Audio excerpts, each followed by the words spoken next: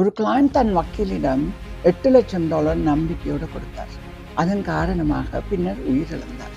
இந்த சம்பவம் 2022 கனடாவின் பிரிட்டிஷ் கொலம்பியாவில் நடந்தது.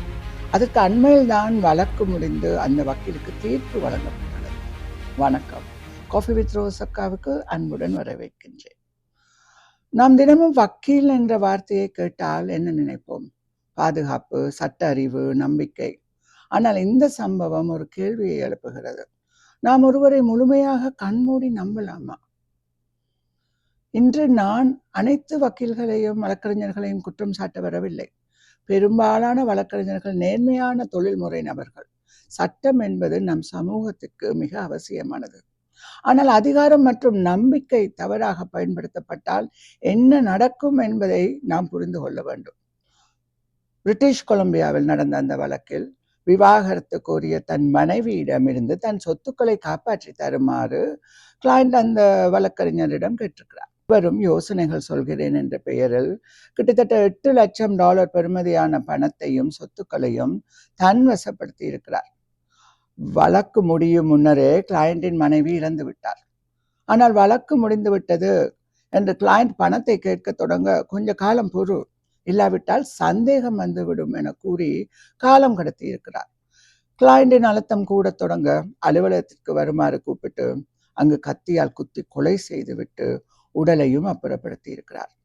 இந்த குற்றம்தான் நீதிமன்றத்தில் சான்றுகளுடன் நிரூபிக்கப்பட்டு அவருக்கு 25 ஆண்டு பெயில் இல்லாத கடுங்காவல் தண்டனை வழங்கப்பட்டுள்ளது. இந்த சம்பவம் மிக அரிதானது, ஆனால் அது ஒரு பெரிய பாடம் கற்பிக்கிறது. நம்பிக்கை என்பது ஒரு சக்தி. அது தவறான கைகளில் போனால் ஆபத்து. இப்போது நான் என் வாழ்க்கையில் நடந்த ஒரு அனுபவத்தை பகிர விரும்புகிறேன். மிகவும் அண்மையில் ஒரு 2-3 வாரங்களுக்கு முன் ஒரு வழக்கில் நாங்கள் நீதிமன்றத்தின் வெளியே, அதாவது அவுட் ஆஃப் கோர்ட் செட்டில்மெண்ட் செய்தோம். நாங்கள் எங்களின் வக்கீலின் சேவையை நிறுத்த முடிவு செய்தோம். அதற்கான ஆவணங்களில் கையெழுத்திட்டு உடனேயே அனைத்து வேலைகளையும் நிறுத்த சொன்னோம். ஏனென்றால் அவர் 1 மணி நேரம் எனக்காக வேலை செய்தால் $550 பிளஸ் டாக்ஸ் பில் தருவார். அப்படிப்பட்டவரிடம் ஒவ்வொரு நிமிடமும் எனக்கு காசுதான்.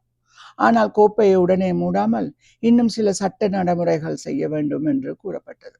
சிக்கலான சட்ட சொற்கள், பெரிய பெரிய டெக்னிக்கல் டேர்ம்ஸ், லீகல் ஜார்கன் என்று சொல்வார்கள். அதை தூக்கி எறிந்தார்கள். நீங்கள் நிறுத்தலாம், ஆனால் உங்கள் நிறுவனத்திற்கு நாங்கள் தான் பொறுப்பு என்றார்கள். ஒரு சாதாரண மனிதருக்கு புரியாத மொழி.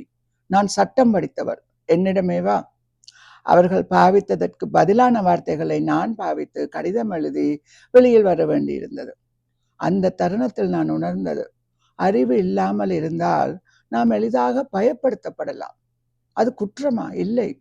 ஆனால் அது ஒரு பவர் இம்பேலன்ஸ். ஒரு பக்கம் சட்ட அறிவு, மற்றொரு பக்கம் சாதாரண ஒரு கிளையண்ட். நான் இங்கே யாரையும் குற்றம் சாட்ட வரவில்லை. ஆனால் நான் ஒரு உண்மையை சொல்கிறேன். ஒரு கிளையண்டாக உங்களுக்கு உரிமைகள் இருக்கின்றது. நீங்கள் எந்த நேரமும் உங்களிடமிருந்து அறவிடப்படும் பணத்திற்கான கணக்கு கேட்கலாம். அவர்கள் செய்த வேலைகளுக்கான விளக்கங்கள் கேட்கலாம். நீங்கள் விரும்பினால் வக்கீலின் சேவையை நிறுத்தலாம், இறுதி கணக்கு கேட்கலாம். எந்த நேரத்திலும் உங்கள் கோப்பின் முழு நகலையும் பெறலாம். மேலும் வேலை செய்ய வேண்டாம் என்று எழுத்து மூலம் தெரிவிக்கலாம். தேவையானால் லா சொசைட்டிக்கு முறையிடலாம். அறிவு, அதுதான் பாதுகாப்பு. உங்களுக்கு தேவையான அறிவை பெற்றுக்கொள்ளுங்கள். முதலில் நாம் மருத்துவரை நம்புகிறோம், நாம் வங்கியை நம்புகிறோம், நாம் வக்கீலை நம்புகிறோம். ஆனால் நம்பிக்கை வேண்டும் தான். ஆனால் முழுமையான கண்மூடித்தனமான நம்பிக்கை ஆபத்தானது. வழக்கறிஞர் மட்டுமில்லை, உங்கள் அக்கவுண்டன்களுக்கும் இதேதான். யாராக இருந்தாலும் கேள்விகள் கேளுங்கள், ஆவணங்களை படியுங்கள், புரியவில்லை என்றால் விளக்கம் கேளுங்கள். உங்களுக்காக அவர்கள் செய்யும் ஒவ்வொரு டாக்குமெண்டின் காப்பியும் உங்களுக்கு தரப்பட வேண்டும். இங்கு முக்கியமாக சொல்ல விரும்புவது, எல்லா வழக்கறிஞர்களும் அக்கவுண்டர்களும் இப்படி என்று சொல்லவில்லை. நல்லவர்களும் மனசாட்சிப்படியும் சட்டப்படியும் வேலை செய்யும் பல பேர் இருக்கிறார்கள். ஆனால் ஒவ்வொரு துறையிலும் இப்படியான கரும்புள்ளிகள் பல இருக்கத்தான் செய்கிறது. படித்தவர், அதிகாரம் கொண்டவர் என்பதால் தவறே செய்ய மாட்டார் என்று கருதக்கூடாது. சிறு சிறு தவறுகள் யாரும் செய்யலாம். நம்புங்கள், ஆனால் விழிப்புணர்வுடன் நம்புங்கள். இந்த வீடியோ உங்களுக்கு பயனுள்ளதாக இருந்தால் சட்ட விழிப்புணர்வு பற்றி இன்னும் பல வீடியோக்கள் நான் பகிர உள்ளேன். மறக்காமல் சப்ஸ்கிரைப் பண்ணுங்க. வேறு யாருக்காவது இது தேவைப்படும் என்று நினைத்தால் அவர்களுக்கும் அனுப்பி வையுங்கள். நாம் விழித்திருப்போம், நாம் பாதுகாப்பாக இருப்போம். மீண்டும் மலர்வோம். நன்றி.